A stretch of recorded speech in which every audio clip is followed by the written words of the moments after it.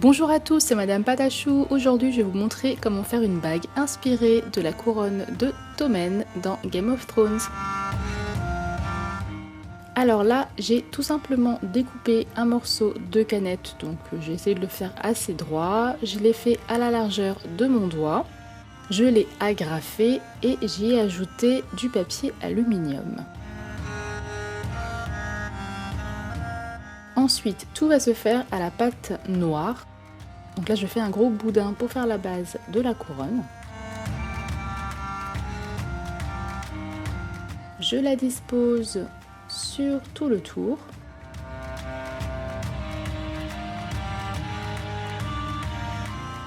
Je coupe un petit morceau et je viens souder le tout ensemble.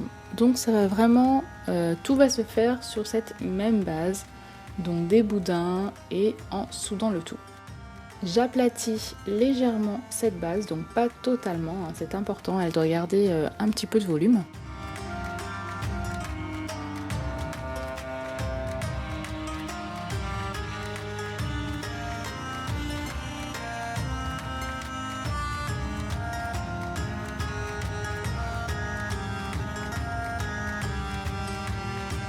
Ensuite, je vais passer à la décoration. C'est une couronne qui forme des bois de serre. Je vais essayer de faire ça au maximum, mais sachez bien que, étant donné que c'est assez petit à réaliser, j'ai pas tout fait réellement fidèle à la couronne, donc je me suis vraiment juste inspirée, mais j'ai essayé de la faire ressembler au maximum.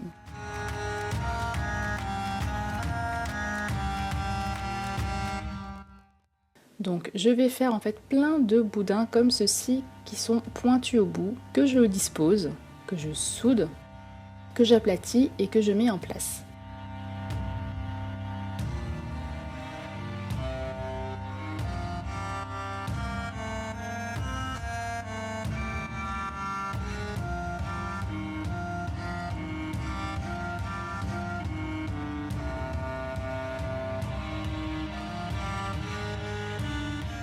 Au fur et à mesure, comme ceci, je vais en ajouter et je vais essayer en fait à chaque fois de créer quelque chose de symétrique.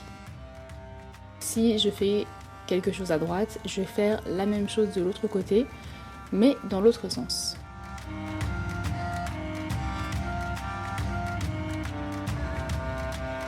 Donc on aplatit à chaque fois, mais on n'aplatit pas trop fort pour pas que ce soit trop fin. Puisqu'ensuite le souci c'est que vous allez avoir du mal à décoller la bague du support.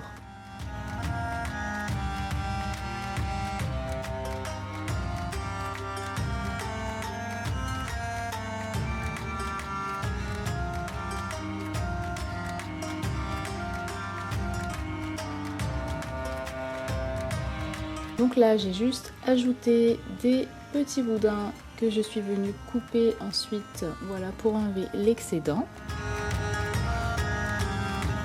Et on soude le tout. Donc si vous n'avez pas de dotting tool comme moi pour souder, vous pouvez très bien utiliser une aiguille ou un cure-dent. Les cure-dents aussi ça marche très bien pour souder, surtout des toutes petites pièces comme ça. Donc n'hésitez pas à utiliser ce que vous avez chez vous.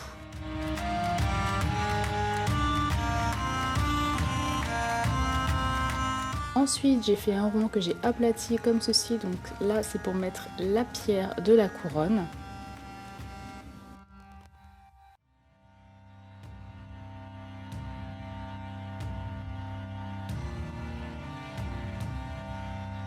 J'ajoute des tout mini boudins ici. Donc ensuite, je vais ajouter des plus gros boudins, mais vous le verrez pas. Parce que c'est vraiment trop fin et j'avais peur que ça se casse.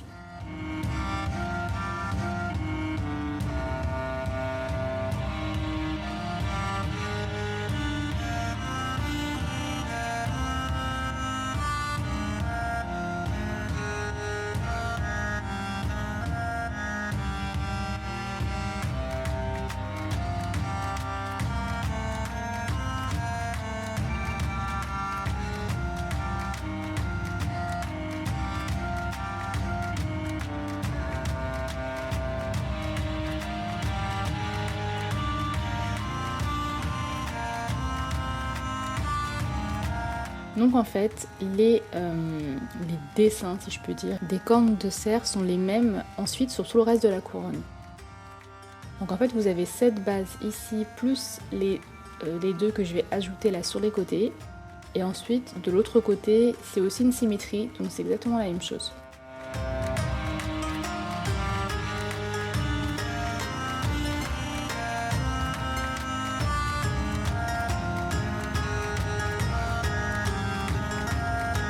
Il faut prendre son temps, il faut bien y disposer, les mettre en arrondi, etc. Donc voilà, j'ai fait tout le tour de ma couronne, je vous ai pas tout montré puisque c'était sensiblement la même chose. Et on va passer aux détails. Donc sur la base de la couronne d'ottomane, il y a plein de petits creux comme ceci et par-dessus normalement il y a d'autres petits dessins en sorte de gros arabesques, mais je les ai pas ajoutés parce que c'était trop petit et j'aimais bien comme ça, donc j'ai laissé comme ça. Donc on fait ça voilà sur toute la base pour donner une texture.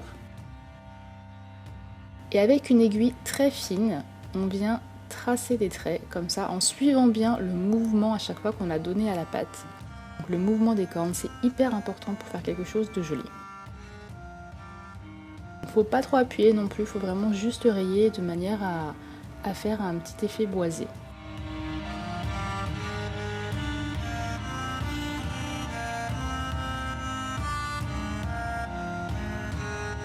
Ensuite, j'ai pris beaucoup de translucide avec un peu de caramel pour faire les pierres donc sur la couronne. Et ensuite, je mets la bague au four 30 minutes à 110 degrés, donc plus ou moins, enfin pas plus ou moins, moins si votre four chauffe beaucoup plus. Ensuite, on va la décoller, donc j'ai utilisé mes mains et aussi un scalpel vraiment pour décoller au fur et à mesure, pour ne rien casser du tout. Ensuite, on prend de la poudre dorée. Donc j'ai pris de la poudre dorée et du vernis Fimo. Je dispose du vernis en fine couche et je viens avec mon doigt comme ceci frotter le dessus. Puis j'ai terminé au pinceau.